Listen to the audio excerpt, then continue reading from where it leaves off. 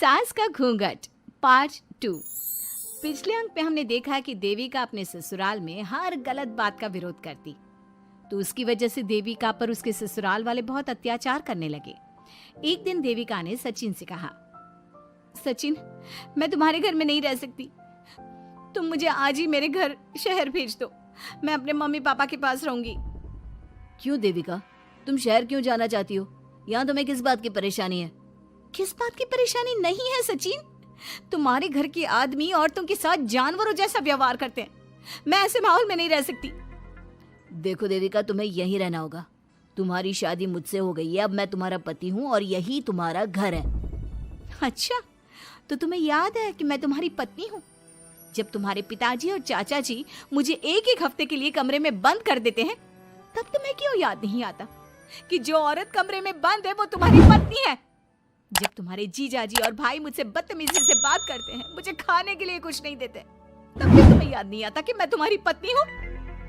देखो देविका, तुम बेकार की बातें मत करो। तुम यहाँ ढंग से रहोगी, सबकी बात मानोगी, तो कोई तुम्हें कुछ नहीं कहेगा। इस तरह जानवर की तरह रहना, ढंग से रहना है तो सॉरी सचिन, मैं नहीं रह सकती, मैं आज ही अपने घर जाऊंगी। ये बोलकर देविका अपना सामान पैक कर लेती है और घर से जाने लगती है। सचिन भी उसके पीछे पीछे चलता है और उसे समझाने की कोशिश करता है। जब ये सब जोगिंदर ने देखा तो बोल पड़ा, बहू, यह सब क्या हो रहा है? कहाँ जा रही हो?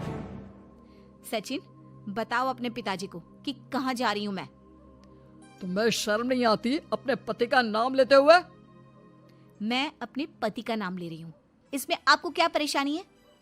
आपका नाम तो नहीं ले रही हूँ ना? देविका, ये किस तरह से बात कर रही हो तुम पिताजी से? जिस तरह से करनी चाहिए उस तरह से कर रही हूँ बात। इससे अच्छी तरह से मैं तुम्हारे घर के किसी भी आदमी से बात नहीं कर सकती।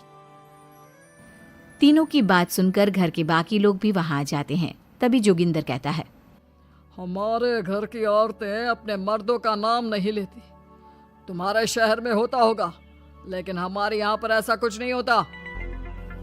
बहू, सचिन तुम्हारा पति है, तुम उसका नाम मत लिया करो।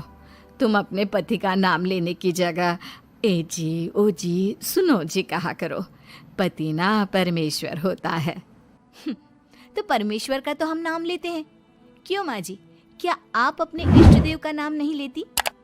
माँ जी, ये सब इन पुरुषों के बनाए तौर तरीके हैं, औरतों को दबाने के लिए। ये बेशर्म लड़की ऐसा नहीं सुधरेगी। ये हमारे घर की औरतों को भड़का रही है। सचिन, तुम इसे चुप कराओगे या फिर मैं करूं? नहीं नहीं पिताजी, मैं अभी समझा देता हूँ।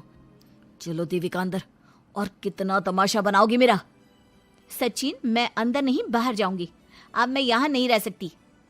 देविका की बात सुनकर महेंद्र कहता है, भाई साहब, ये लड़की इस घर से और गांव से बाहर ना जानी चाहिए, नहीं तो हमारे घर और गांव की औरतें भी ऐसी ही हरकतें करेंगी, वो भी मर्दों के खिलाफ बगावत करेंगी। और मैं भी देखती हूँ कि मुझे घर से बाहर जाने से कौन रोकता है। बहू, इनसे बहस करने का कोई फायदा नहीं, तुम अंदर चलो। इस गांव के मर्दों के अंदर बहुत अहंकार भरा हुआ है। देविका किसी की बात नहीं सुनती और अपना सामान उठाकर घर से बाहर जाने लगती है। तभी वहां मोहन और कल्याण आते हैं। कल्याण देविका के हाथ में से उसका सूटकेस छीन लेता है और मोहन देविका को जोरदार थप्पड़ मारता है। देविका का सर दीवार में लगता है और वो बेहोश हो जाती है। देविका, देविका तुम ठीक तो हो? भैया, आपकी हिम्मत कैसे हुई मेरी पत्नी पर हाथ उठाने की? सचिन, तुम जल्दी से देविका भाभी को अंदर कमरे में ले जाओ, मैं अभी वैद्य जी को लेकर आती हूँ। वीना जल्दी से वैद्य जी को लेकर आती है। वैद्य जी थोड़ी देर तक देविका की जांच करते हैं और कहते हैं, मुबारक हो आप सबको, आपकी बहू माँ बनने वाली है। अभी तो मैं आपको दवाई दे देता हूँ, लेकिन आगे इनके इलाज के लिए आपको दाई अम्मा को बुलाना होगा। ये बात सुनकर घर के सभी लोग खुश होते हैं। देविका को जब होश आता है, उसे ये बात पता चलती है तो वो बहुत खुश होती है। वो सबसे कहती है, मैं अपने बच्चे को यहाँ नहीं रख सकती। क्यों बहू, क्या हुआ? अब तुम ये सब बातें मत सोचो, तुम्हें आराम करना चाहिए। नहीं माँ जी, आप नहीं समझ रही। अगर मेरा बेटा हुआ तो इस घर के मर्दों की तरह अहंकारी और औरतों पर जुल्म करने वाला बनेगा, और अगर मेरी बेटी हुई तो वो जानवरों की तरह जुल्म सहने वाली बनेगी और दोनों ही अनपढ़ रहेंगी।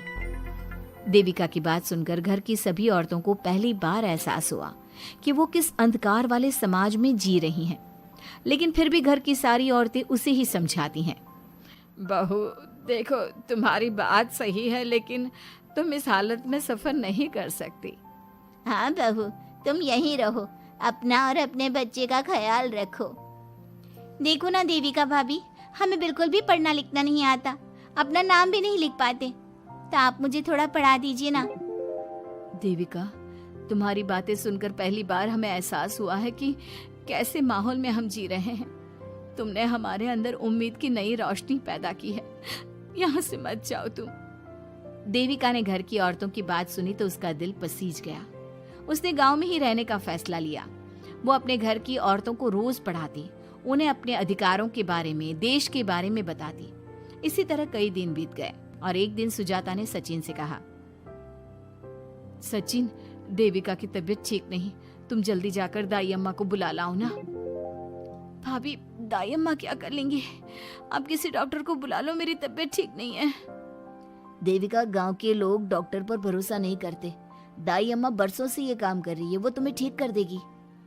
सचिन, तुम्हारे घर वाले अनपढ़ हैं, तुम तो पढ़े लिखे हो ना, देख नहीं रहे मेरी हालत क्या हो रही है। तभी तो बोल रहा हूँ, समय बर्बाद मत करो, मैं अभी आता हूँ। सचिन दाई अम्मा को बुलाकर ले आता है। दाई अम्मा घरेलू नुस्खों से देविका का इलाज तो कर देती है। कुछ समय के लिए उसकी हालत भी स्थिर हो जाती है, लेकिन वो पूरी तरह से ठीक नहीं होती। फिर देविका सचिन से कहती है, सचिन, मुझे समझ में नहीं आ रहा, तुम मुझे डॉक्टर के पास क्यों नहीं ले जा रहे? मैं माँ बनने वाली हूँ और मुझे ये भी नहीं पता कि मेरा हेमोग्लोबिन कितना है। दाई अम्मा कर रही है ना तुम्हारा इलाज। लेकिन दाई अम्मा को कुछ समझ में ही नहीं आ रहा कि मेरे साथ क्या हो रहा है। अगर देखो तुम मुझे नहीं लेकर गए ना, तो मैं खुद ही चली जाऊंगी।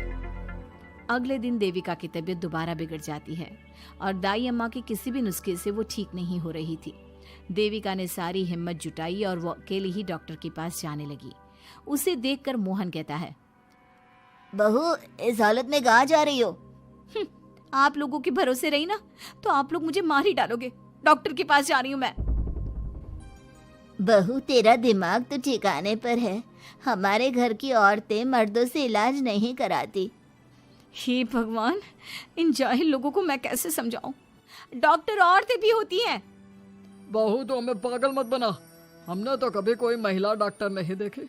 तू झूठ बोलकर निकलना चाहती है ना?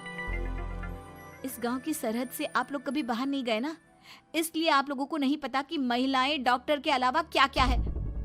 ए लड़की, तुझसे तमीज से बात कर रहे हैं तो तू ज्यादा हवा में मत उड़। बोला ना एक बार, चल अंदर जा। चाचा जी, मैं अंदर नहीं जाऊंगी, डॉक्टर के पास जाऊंगी। मेरा इलाज सिर्फ डॉक्टर ही कर सकता है। ये बोलकर देविका घर से निकल रही थी कि तभी जोगिंदर ने उसे कमरे में ले जाकर बेड पर जोर से धक्का दे दिया, जिसकी वजह से देविका के पेट में चोट लग गई और वो दर्द की वजह से जोर जोर से चिल्लाने लगी। ये देखकर घर की सारी औरतें देविका को संभालने लगी। देविका, हिम्मत रखो, सब ठीक हो जाएगा। देविका भाभी, आप ठीक हो ना? माँ, कुछ करिए ना, भाभी की तबीयत बहुत खराब हो रही है। लेकिन मैं क्या कर सकती हूँ? भाभी, कुछ तो करो, कहीं बहू को कुछ हो ना जाए। उधर जोगिंदर मेन गेट पर बड़ा सा ताला लगा देता है और कहता है, आज के बाद इस घर से कोई भी औरत बाहर नहीं निकलेगी। देविका का बच्चा भी इसी घर में होगा, ये जिंदा रहे या मर जाए। जोगिंदर की बात सुनकर सभी औरतें बाहर आती हैं। जब विमला को इस बात का एहसास हो जाता है कि जोगिंदर देविका को डॉक्टर के पास किसी कीमत पर नहीं जाने देगा, तब विमला पहली बार अपना घूंघट उठाकर तेज आवाज में कहती है, मैं भी देखती हूँ देविका को डॉक्टर के पास जाने से कौन रोकता है। आज देविका डॉक्टर के पास जाकर रहेगी। देविका की सास का घूंघट आखिरकार उतर ही गया। घर के आदमियों ने पहली बार विमला का ये रूप देखा था और उसकी तेज आवाज पहली बार सुनी थी। क्या विमला अपनी बहू की जान बचा पाएगी या जोगिंदर अपनी पत्नी की आवाज भी दबा देगा? ये जानने के लिए हमारे अगले एपिसोड का इंतजार कीजिए और हमें कमेंट में ये भी बताइए कि घर की औरतों को आगे क्या कदम उठाना चाहिए।